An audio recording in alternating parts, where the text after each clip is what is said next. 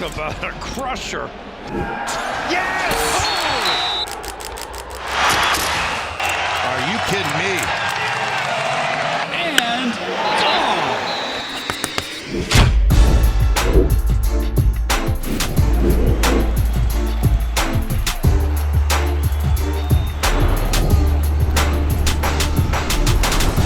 Welcome back to the Schoolyard Sports Podcast. I'm the host of this podcast, Lane Frank. We're now on episode 256. So 256 episodes through, and it is our mock draft special, Schoolyard Sports style. You know how we do it. I give you my full 32 picks. We've been doing this since I was in 7th grade.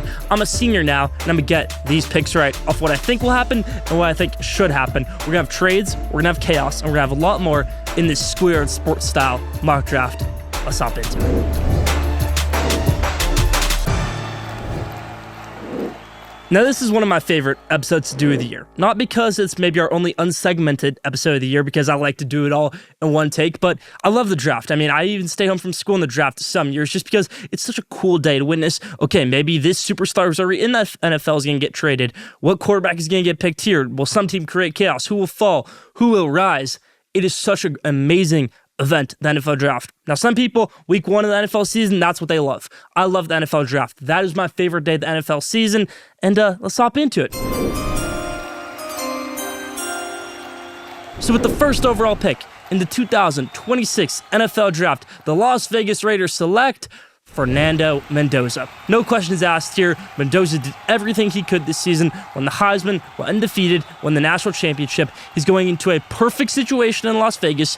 Kirk Cousins is going to be their starter for probably all of next season. Then Fernando Mendoza will step in. He's going to be ultra smart. He is one of the best mentors you could have in Kirk Cousins. They have a great head coach in Clint Kubiak, and they're going to be rolling next season. So Fernando Mendoza goes number 1 to the Las Vegas Raiders.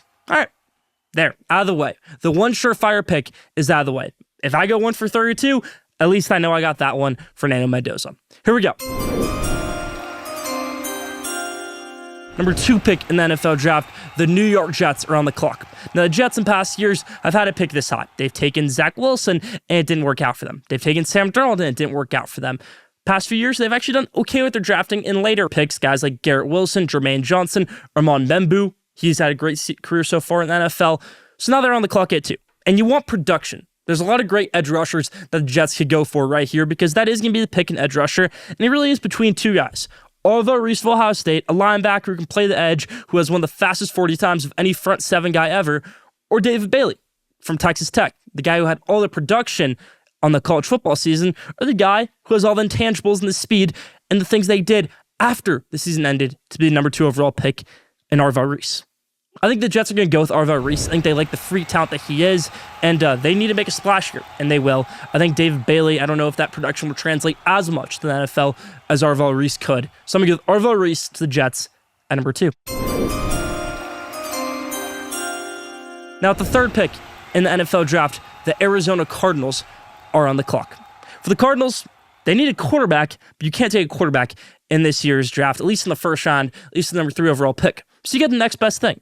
You get a rookie, and Francis Magoa, who can be your offensive lineman, be your left tackle next year, or if you need to move him inside, right tackle or right guard, left guard, whatever it might be, I think he's going to be their guy from Miami. I just think it's a great pick because if you're not getting a quarterback this year, well, then you can get a quarterback next year, and then you're not playing a quarterback and a rookie left tackle. You already have the offensive line built for that quarterback. I love this move right here, and I hope the Cardinals do it. So at number 3, the Cardinals take Francis Magoa out of Miami. Number 3 overall pick, offensive lineman.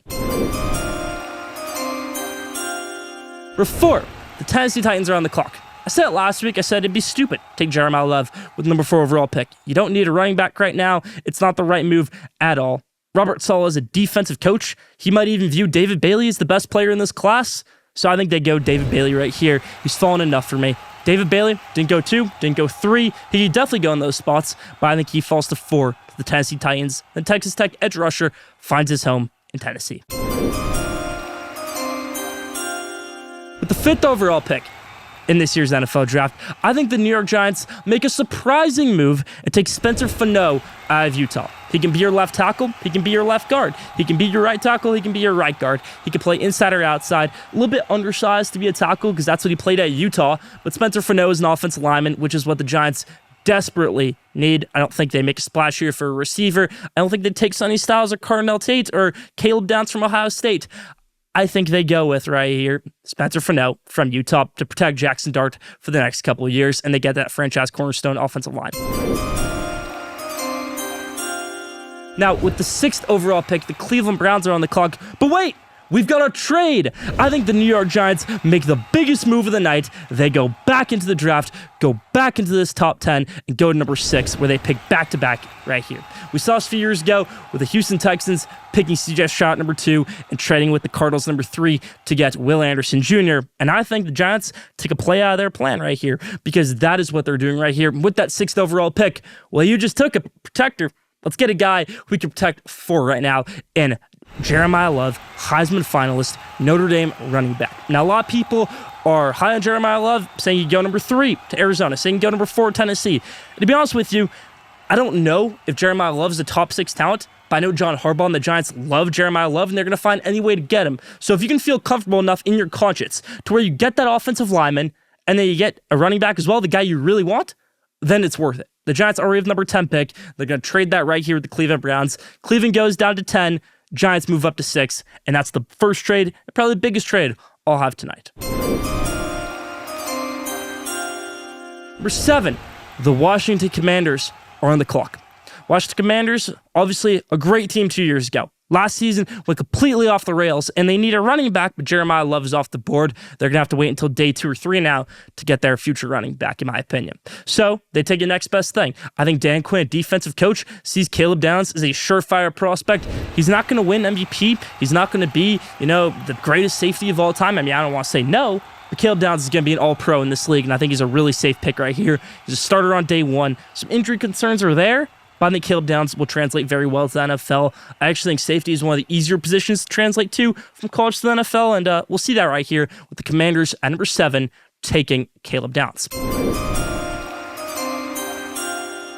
Something of note right here. We haven't had a skill player taken yet outside of Jeremiah Love. Haven't had a receiver like Cardinal Tate or Mekhi Lemon go yet. We'll see if they come up here soon. But right now, I've got the New Orleans Saints at the clock at number 8. And a guy who's fallen far enough for me is Sonny Styles. So the Saints take Sonny Styles, the linebacker from Ohio State, and they get their guy right here. I think he's going to be a really good player. They lost Demario Davis in the offseason to the Jets. I think Sonny Styles can fill that role perfectly for the next couple of years in the Bayou. The Saints take Ohio State linebacker Sonny Styles, who really had a great last season with the Buckeyes. At number 9, the Kansas City Chiefs are on the clock. Chiefs are blessed to be in this position, of course. They have 2 first-round picks this year. They have one of the best rosters in the NFL. They just had a really bad year because of the injuries to Patrick Mahomes and, some other things that went on because it wasn't the best season anyways. But you get the number 9 pick. You get a guy who you think could maybe be the best player from this draft class that also has fallen far enough for me, and that is Reuben Bain Jr. You could say Patrick Mahomes needs receiver help. The Mekhi Lemon or Cardinal Tate is perfect here, but I disagree. I think an edge rusher would be really solid right here. A pick for them. I think if they were going to get a receiver, they would have already gone Tyreek Hill in the offseason, and that hasn't happened yet. So let's go with Reuben Bain Jr. to the Kansas City Chiefs. At number 10, the Cleveland Browns are on the clock from that trade. This pick has moved around a ton in this past week. Went from the Cincinnati Bengals to the New York Giants in the Dexter Lawrence trade. And now tonight in my mock draft, I've got the Giants going from 10 to 6 and the Browns moving from 6 to 10, where they take an offensive lineman in Monroe Freeling from the Georgia Bulldogs. If you can remember, Todd Monken, new Browns head coach, was the offensive coordinator at Georgia, knows those people in the building, of course, and Monroe Freeling is obviously going to be talked about very highly. And I think the Browns do take him in one of the best offensive line classes of all time. The Browns get their guy at pick number 10 with the Georgia Bulldog tackle. Number 11, the Miami Dolphins are on the clock. Now, for the Dolphins, there's a lot of ways they could go. I mean, the best cornerback in the draft, Mansour Delane, is available. The best wide receiver in the draft, Cardinal Tate or Mekhi Lemon, is available. But I don't think they go with either of those guys. The 2 biggest problems for the Miami Dolphins recently, outside of Tua Tagovailoa, have been Jalen Ramsey and Tyreek Hill, cornerback and receiver. I don't think you want a headache with those guys. I think you want to start with something fresh, a guy who can actually protect your quarterback Malik Willis next year, who does get injured a little bit.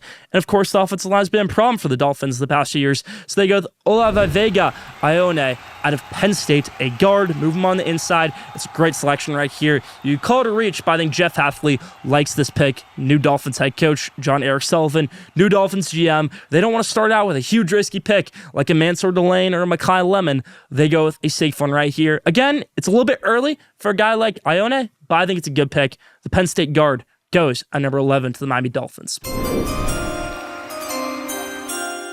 The 12th pick of the 2026 NFL Draft. Well, the Cowboys are going to be happy after tonight because they take Mansour Delane, defensive back. If you can remember, Cowboys hired new defense coordinator this year. It was the Eagles' secondary coach or defensive back coach. He's going to want a DB right here. Mansour Delane, the first DB to come off the board outside of Caleb Downs, who really is just a true safety. Mansour Delane from LSU, played 3 years, I think, at Virginia Tech. Plays last year over at LSU and did a great job for the Tigers. Even though the team wasn't that special, Mansour Delane was. He goes at number 12 to the Dallas Cowboys. For 13, the Los Angeles Rams are on the clock, and hey, they came away a winner too. The Rams haven't picked in the first round in years, but they do on Thursday night, and they do take wide receiver out of USC, Mekhi Lemon. You can play a slot, you can play the outside for you, you can do whatever you need next to Devontae Adams for however many years he's going to be there for, because he's only under contract for next season. Puka Nacua with his rising issues, I think it's too good of an opportunity to pass right here. Mekhi Lemon goes number 13 to the Los Angeles Rams. For 14, the Baltimore Ravens are on the clock. This guy's fallen enough.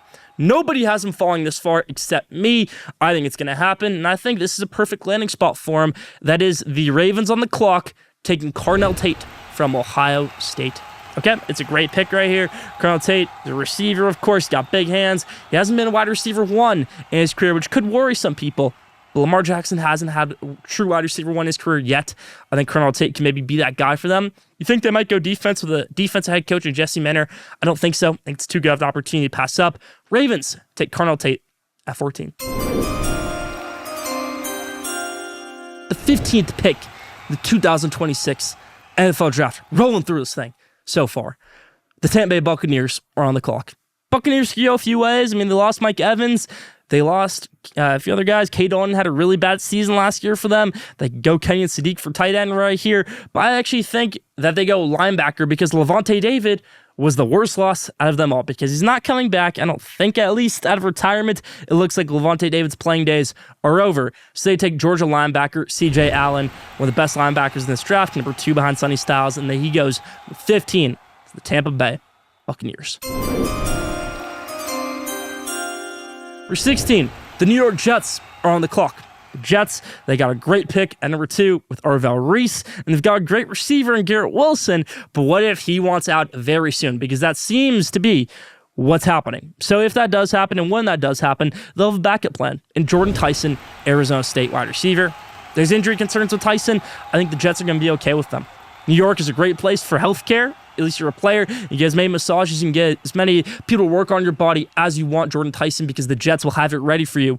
Mike Mayock, former Raiders GM, said, I would stay away from this kid. He's too injury prone. He needs to work on his body an hour before practice, an hour after, and then an hour even later. I think Jordan Tyson, his skill, his talent outweighs all of those injury concerns. You saw that workout, how special he looked. You saw his production at Arizona State. Jordan Tyson goes 16 to the New York Jets. Number 17, the Detroit Lions are on the clock. Now, the Lions, last week I had them trading up number 3 to get David Bailey, a pass rusher. Well, that opportunity's not here anymore. Another great pass rusher just isn't available, at least at this selection right here at 17. They need an offensive lineman.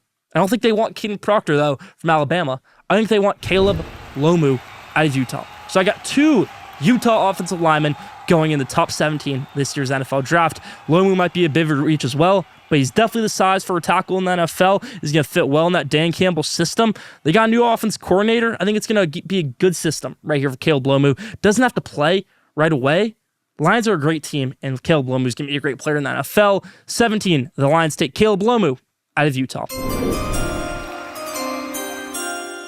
18, the Minnesota Vikings are on the clock. With that pick, they take Dylan Thieneman, safety, out of Oregon. Now, Harrison Smith was a great safety for a very, very long time in Minnesota. I I think Dylan Thieneman can be that same kind of player. It's a surefire pick right here. It is a lock to happen. I know it's weird to have a lock at pick number 18, but I got one for you right here. It's Dylan Thieneman out of Oregon to be number 18 pick in this year's NFL draft to the Minnesota Vikings. 19, the Carolina Panthers are on the clock. What a season they had. I mean, just being so close to winning a playoff game after just, middle way last season, you thought this franchise was going nowhere. You thought their owner was doing a bad job. You thought Bryce Young was a bust. Well, now they're on the up and up. And I think with that momentum, with Dave Canales, the way he's been coaching his offense the past few years in Carolina as their head coach, I think they go with an offensive weapon right here, Kenyon Sadiq. Now, some people think Sadiq is just another Kyle Pitts, a bust, because yes, he's a high 40 time, and he didn't have that much production at Oregon, didn't have the most catches, didn't have the most touchdowns. I think he was in the wrong system. So Sadiq goes right here, 19 to the Panthers. It's going to be a great pick. Carolina gets their tight end for the next 15 years. At least they hope so. And Kenyon Sadiq from Oregon. Back-to-back Ducks going in this draft. 20, the Dallas Cowboys are on the clock. And with that pick, they already have Mansour Lane. They're going to boost up that defense a little bit more with Miami edge rusher Akeem Mesidor. It's a go pick. It's a surefire pick right here. I think Mesidor did a great job across from Ruben Bain last season at Miami. Jerry Jones wants to boost that defense even a little bit more because that offense is fine. Dak Prescott, George Pickens, CeeDee Lamb. Now, the running game is skeptical, of course, but I think if you get Akeem Mesidor right here to help out that defense, it's going to be a great pick, and the Cowboys do get him at number 20. For 21, the Pittsburgh Steelers are on the clock. Now, the Steelers' number one mission for the rest of the offseason is how do we get Aaron Rodgers to come back? Because we don't want to have to start Will Howard in week 1. I think the way to do that, and this might be risky, taking a rookie offensive lineman to be your offensive tackle next season in Caden Proctor, I think it's going to work out. Caden Proctor was a 5-star in high school. He came into Alabama. He started all 3 years there. Kind of got a weird situation because he left after his freshman year for 2 months when Kalen DeBoer came after Nick Saban retired. Came back to Alabama, had a sophomore slump, had even maybe worse junior year, some people would want to say, but he was utilized as an offensive threat, made some good plays down the way. I think Caden Proctor just wasn't always in the best system at Alabama. I think a lot of the credit for how bad their running game was went on him. I don't know if that was right. Caden Proctor, I think, would do a great job in Pittsburgh. And Aaron Rodgers, he might want to take that. He might say, okay, if we're getting Caden Proctor right here, maybe it goes the wrong way. Maybe he says he doesn't want to play with a rookie as his offensive tackle, but maybe he says, hey, this guy's a freak of nature, and we're going to go with him. And also for the Steelers, you got to be thinking long-term past Aaron Rodgers. Caden Proctor can be one of the best offensive tackles in the NFL at some point in his career. I think you take that chance right here with him at number 21, a steal. Number 22, the Los Angeles Chargers are on the clock. And with that pick, they take Kendrick Falk out of Auburn, a defensive end, just a good pick right here. They lost Joey Bosa a few years ago, and they haven't been able to get that kind of production across from Khalil Mack in a little bit. They might go inside right here with a guy like Peter Woods or Caleb Banks from Florida, but I just don't see it right here. I think they go defensive end, and that's Kendrick Falk from Auburn.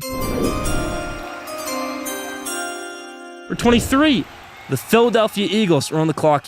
If you can remember, they took Quinyon Mitchell at DB from Toledo. But if he says, hey, I worked out so well, I'm a good player, let's get our safety from Toledo and Emmanuel McNeil Warren. That's what Howie Roseman does here. He takes Emmanuel McNeil Warren from Toledo to be the next Philadelphia Eagles safety. They don't go receiver. They go Emmanuel McNeil Warren from the MAC from Toledo. Maybe is that the first group of 5 player we've had so far?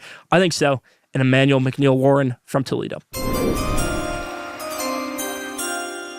24, the Cleveland Browns are on the clock with another first-round draft pick from Jacksonville Jaguars. But wait, they trade this pick again, and this time it goes to the Las Vegas Raiders, moving back into the first round after taking Fernando Mendoza number 1 to get Omar Cooper Jr., a receiver who has been flying up the draft boards, who was, Fernando Mendoza's main target, really, at Indiana. It's going to be a great pick right here. I love it. Omar Cooper Jr., some teams like the Colts might go after him. Even the Browns might go after him, but I think it's too good of an offer to pass up, and the Raiders get up, and they get Omar Cooper Jr., a guy who can make an instant impact, whether it's for Kirk Cousins or for Fernando Mendoza next season. He'll be having a ball in Las Vegas next season, playing some great football, and be a receiver to come in Las Vegas. For 25, the Chicago Bears are on the clock. Now, was thinking, Caleb Downs, if he could fall in a little bit, then maybe the Bears could have pulled the trigger and gone for a trade because they could use a safety like Downs.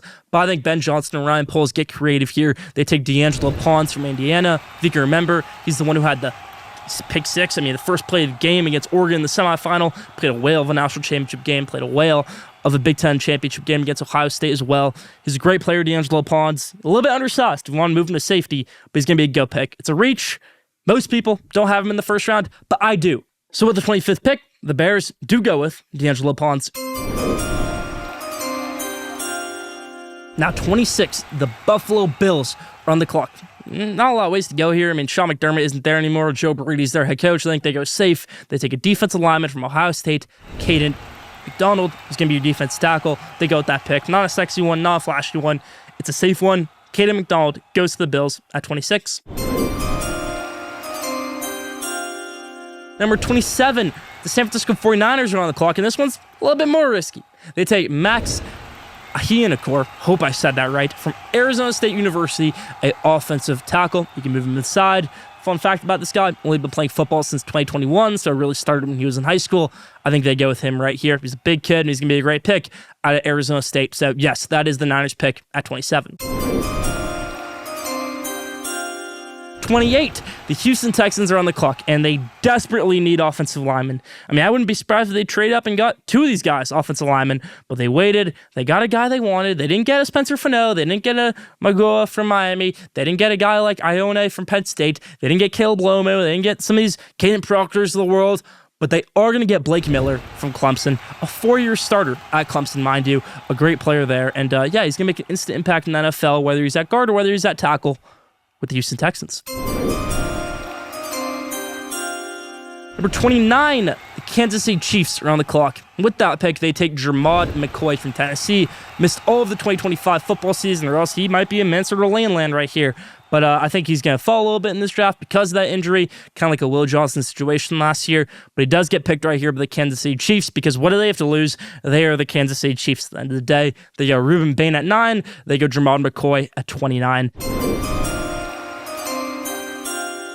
And now the 30th pick in this year's NFL draft, the Miami Dolphins are on the clock where they take A.J. Terrell's little brother out of Clemson, also DB, Avian Terrell. You get your guy an offensive lineman with your first pick. Now you can go a little bit safer. Fill that need that you were missing from losing Minkah Fitzpatrick, losing Jalen Ramsey a few years ago, and now you get a guy in Avian Terrell to go to the Miami Dolphins. Pick 31. The Patriots are on the clock. They need a linebacker, Mike Vrabel, the linebacker guru himself, and they take Jacob Rodriguez, a guy from Texas Tech, a guy where, yes, he's old, but when is old, bad.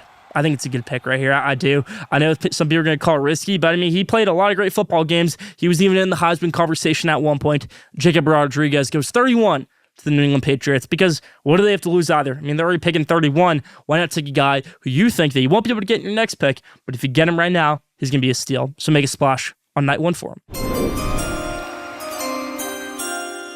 32, Seattle Seahawks are on the clock. A lot of people think there's going to be a trade here.